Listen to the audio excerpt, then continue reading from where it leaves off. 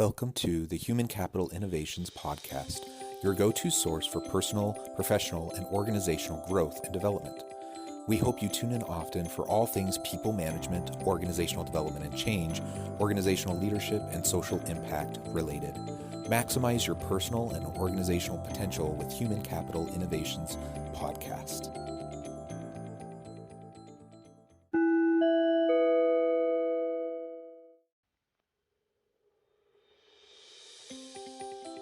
Welcome to the Human Capital Innovations Podcast.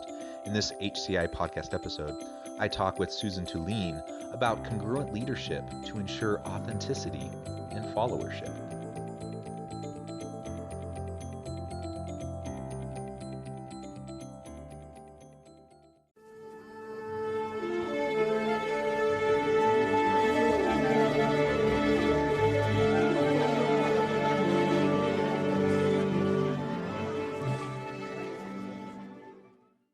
Suzanne Tulien, welcome to the Human Capital Innovations Podcast.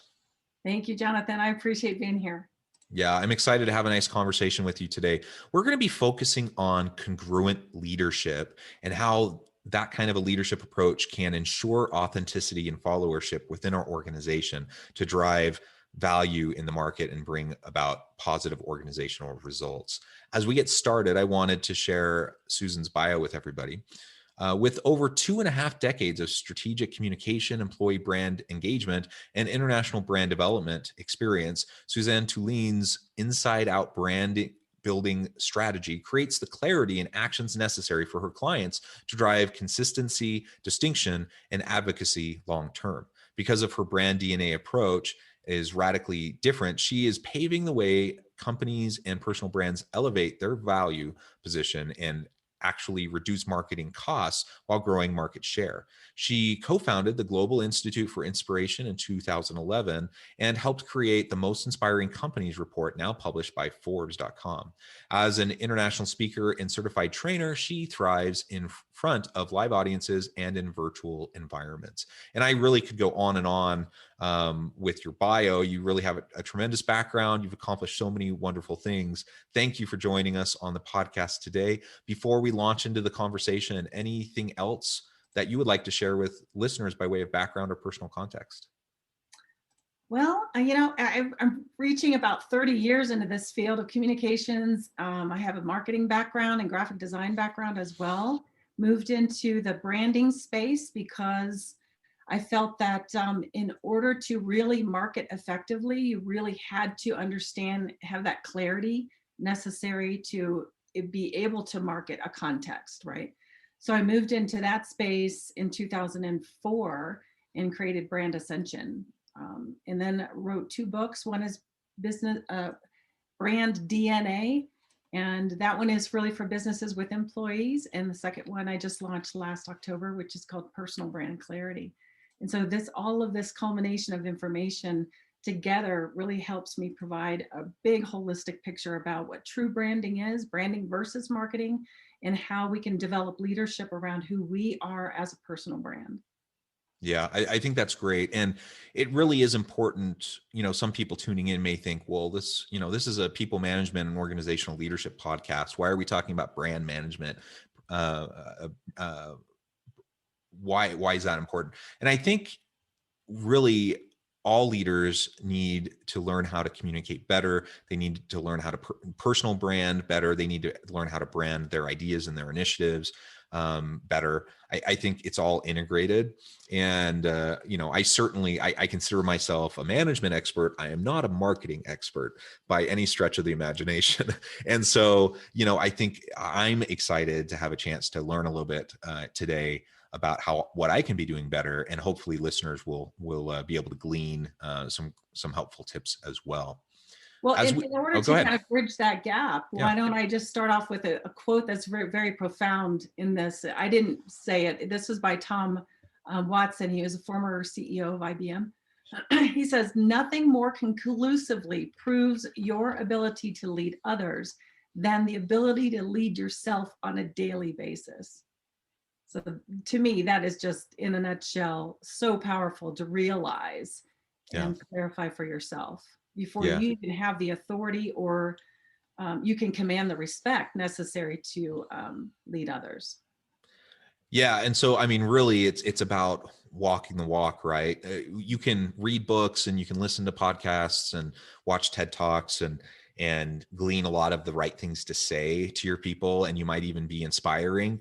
But that in a one-off interaction with people, they may think, "Wow, you're amazing, you're impressive," and you might have good influence over them. But in a leadership role where you're with people day in and day out, what you say doesn't matter as much. I mean, it does matter, don't get me wrong, but what you say and how you say it doesn't matter as much as what you do and how you act and how you behave consistently over time. So people they're watching you and they're noticing, and you have to be able to walk the walk as well as talk the talk. And so often, now nobody's perfect, of course, but so often leaders, they'll read the trendy book and they'll get some really cool ideas and they'll have these great conversations, but then they do little things that just undermine their own credibility in the eyes and minds of their people, and it's really unfortunate. Nobody expects perfection from their leaders, but they do expect honesty, integrity, and authenticity, or at least a striving towards those ideals. And if we're not consistently trying to do that, we're going to lose the trust of our people, and then ultimately any influence that we could have through effective communication and branding of our initiatives isn't going to take hold as well as it could have. Right. So when you're not walking your own talk, right, you're creating that cognitive dissonance, and it's really hard for people to get back into alignment and that level of trust that you need in order to create the tribe that follows you or buys into what you believe. So it's super important. Absolutely. And you talked about authenticity. I think that's one of the three most powerful characteristics of an effective leader. And when we say authentic, people have you've heard people tell you, and you've probably told other people to, oh, just be authentic, just be yourself, right? But the problem is most people have not done the work to identify and define who they are. And that's a really good point. the problem with that is that we end up being the chameleon to our environment, and we never do the deep dive work to really be more internally driven, to stand in our own power and really lead through that versus trying to lead based on what's happening externally outside of us. Yeah, that really is a very good point. And it's a good reminder to all of us that there is no substitute for doing that hard inner work of just figuring out yourself and what drives you, what motivates you, what your core values, what's important to you, how you prioritize those sorts of things. There's just no substitute for it. You just have to do it, and you have to practice mindfulness, and you have to practice critical self-reflection, and you just have to consistently come back to it. And if you don't, then you are going to be kind of just a wanderer. Now, there's nothing wrong with being adaptive and being able to pivot and finding yourselves in new contexts and new environments and being able to code switch and adjust within those new contexts. That's healthy, and that's an important leadership capability. But we have to be rooted to our core of who we are before we get into those situations where we're making adjustments. Otherwise, it does come across as inauthentic when we're with our people. So you've already talked about authenticity. I think that obviously is so important. We'll talk more about that here in a moment. You talk, though, in your work about congruent leadership. Tell us a little bit more about what you mean by that. What I mean by that, can I define branded leadership? Because yes, we're please. really going to stay in that realm of personal brand leadership for the organizational construct of your podcast, right? So the definition is branded leadership is that conscious, strategic, and deliberate process of creating a specific, very authentic set of perceptions that actually align to and yourself and is actually expressed through your actions and behaviors. So that is when the more conscious you get to aligning to what you believe in your core values and your brand style attributes, and we could talk a little bit about what that looks like, then you are branding yourself that way, right? So branding, the verb branding is really about assigning meaning to an entity, to a business, to a person. And if I am consciously assigning meaning to who I believe that I am, then I'm going to step into that on a regular basis and really express it on a conscious, strategic, and very deliberate level. So it's important to understand that there are two levels that I teach actually in the personal brand development field, and there's an internal aspect. So that's knowing thyself and becoming so aware of who you are, and that external aspect. How do I bring that about to my external environment so that it showcases what I believe and I can make it tangible? And I'm in control of it. I'm in the power of that because I'm conscious of who I am versus, being reactive to an environmental situation. Yeah, I think that's great. And I think that personal branding piece really is so vital as we try to effectively lead teams. And the more complex, the larger our teams, the more complexity we see in our teams, I think the more important it is, because we just can't. The reality is, regardless of all the like stuff going on in our heads, all the great ideas we may have or think we have, there's only so much we can convey effectively to other people at any given point in time, because people have, there's bandwidth issues in terms of just being able to effectively communicate and push initiatives and drive and focus on things in such a way that we can, actually move the needle and make progress. And so having this kind of an approach that you're talking about, I think will assist in that, as we can focus in on what are our core elements, what are we going to focus on, and then we can start to scaffold other things, some of the smaller things, to those big things. Maybe we have like these three big giant boulders that we want to try to push up the organization up the hill. That doesn't mean we don't have other things we need to do, but we can start to integrate those other things into those major strategic priorities, and then focus our branding efforts around what those are and how we communicate those and work with our team to accomplish them.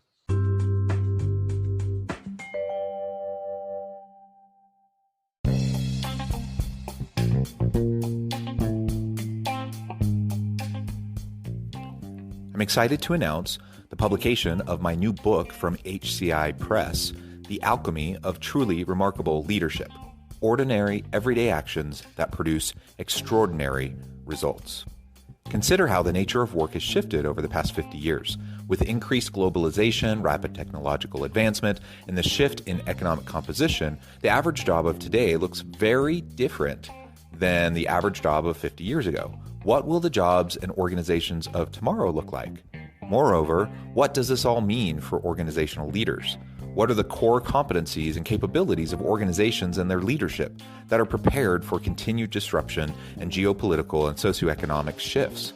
Regardless of what the future holds, increasingly, leaders need to be socially minded, data-driven, decisive, champions of talent, and disruptors of the traditional notions of leadership, teams, organizations, and work. The Alchemy of Truly Remarkable Leadership will help you to explore your own leadership competencies and capabilities and consider ways to apply and implement them into your workplace and personal life.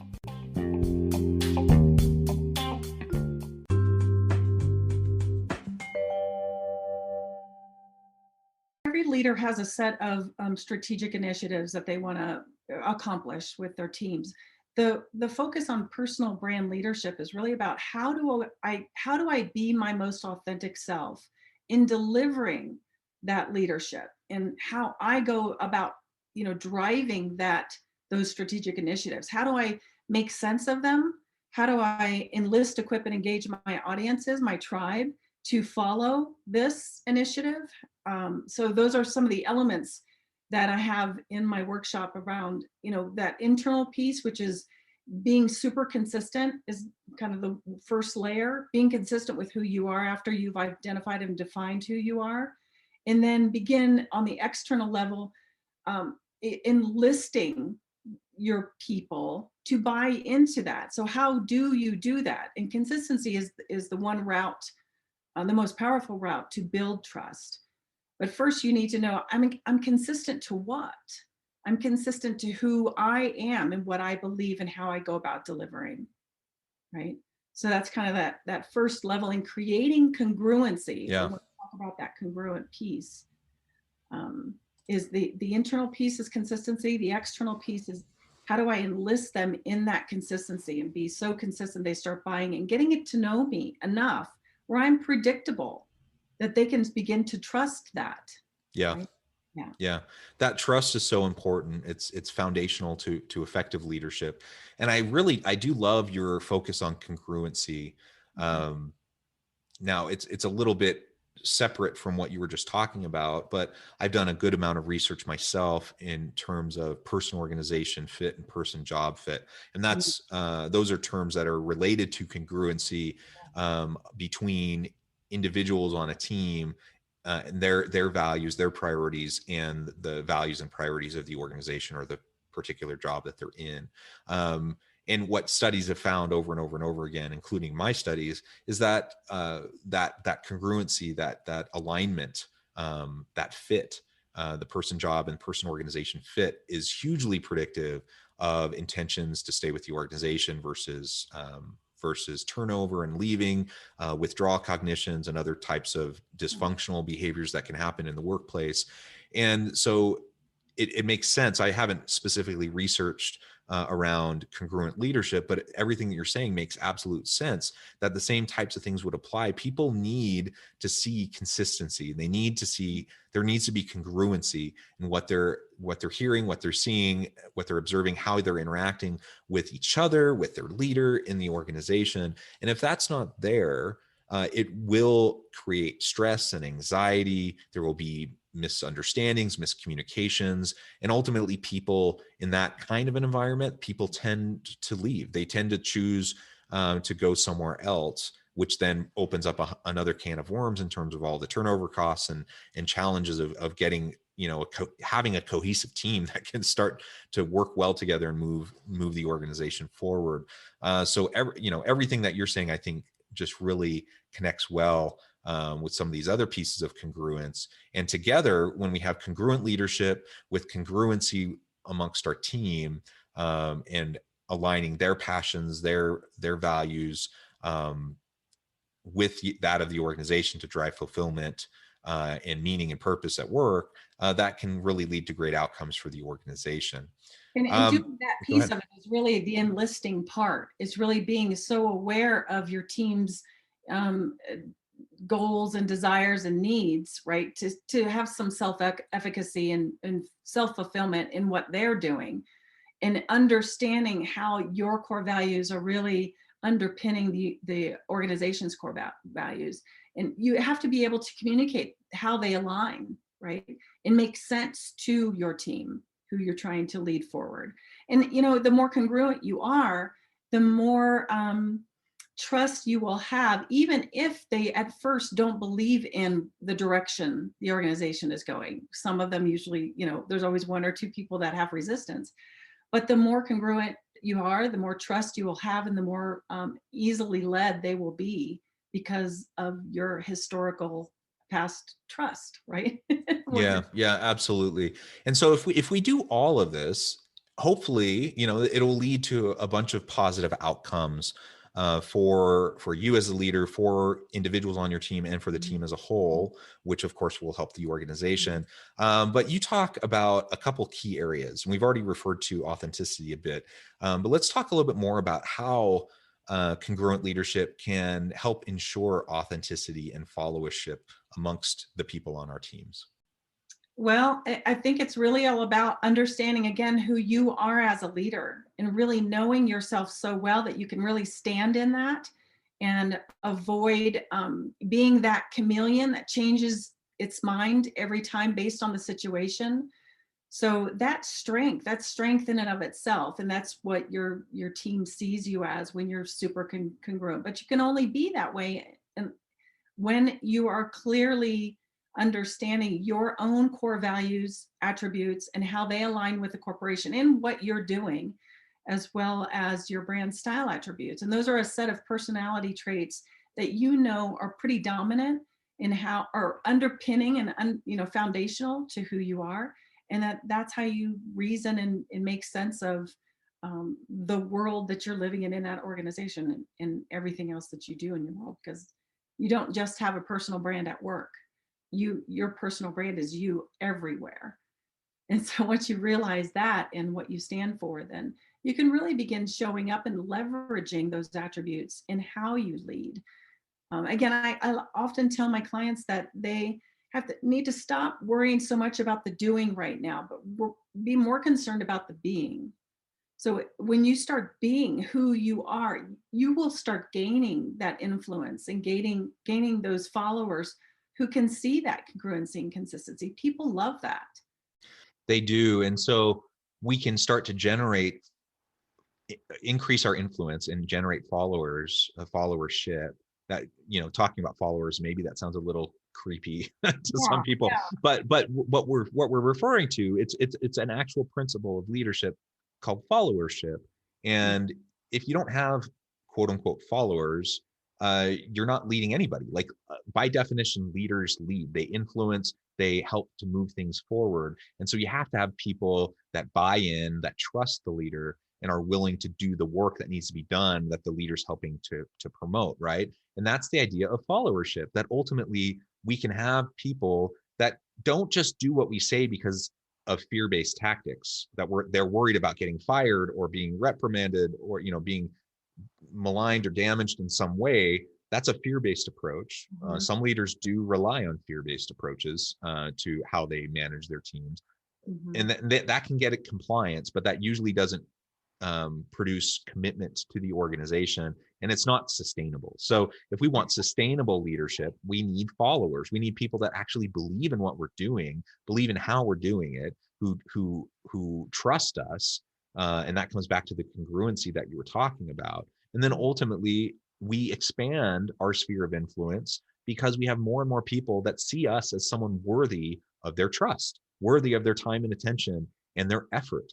That's when you get teams where you have individuals who aren't just doing the bare minimum to get by, to kind of fly under the radar so they don't get in trouble, but people who are really passionate and going all in, to do their work because they know it's good for them, it's good for their boss, it's good for the organization, and ultimately it's good for everybody.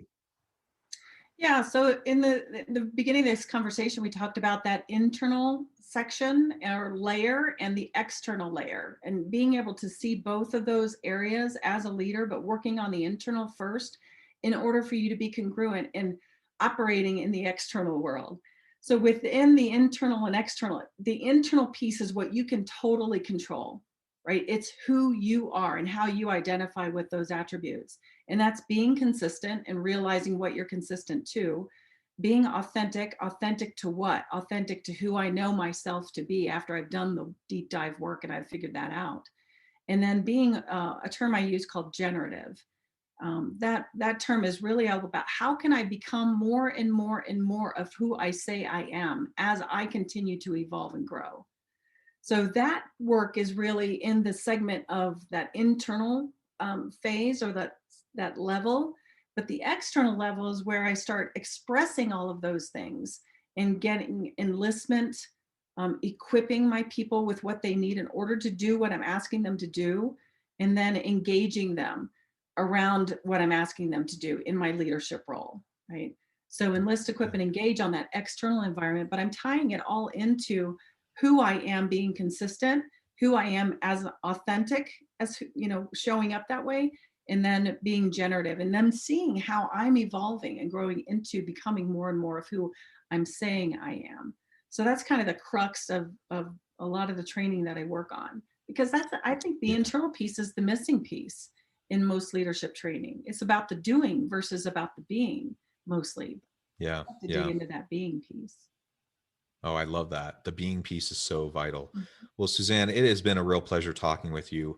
I'm mindful that we're running a little bit short on time, and I want to be mindful of your time and respect other things that you need to do in your busy day. But before we close, I wanted to give you a chance to share with listeners how they can get connected with you, find out more about your organization, and then give us the final word on the topic for today.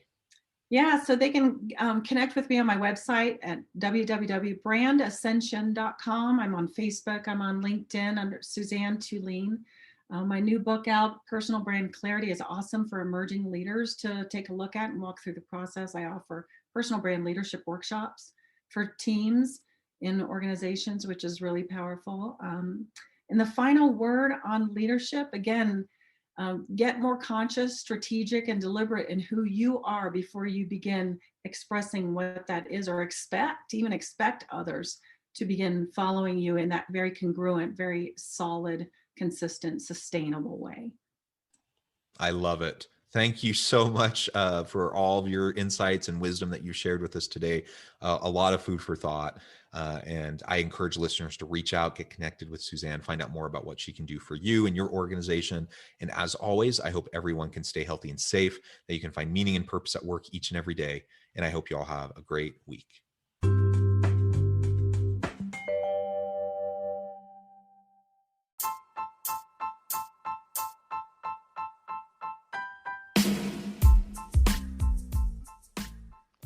We are excited about the launch of HCI's new magazine, Human Capital Leadership.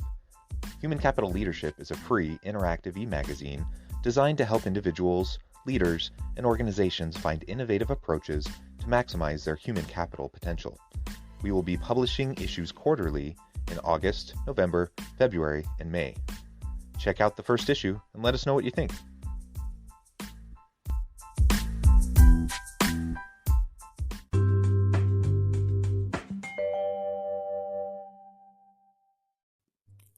Thanks again for joining us for this episode of the Human Capital Innovations Podcast. I hope you stay healthy and safe and that you have a great week.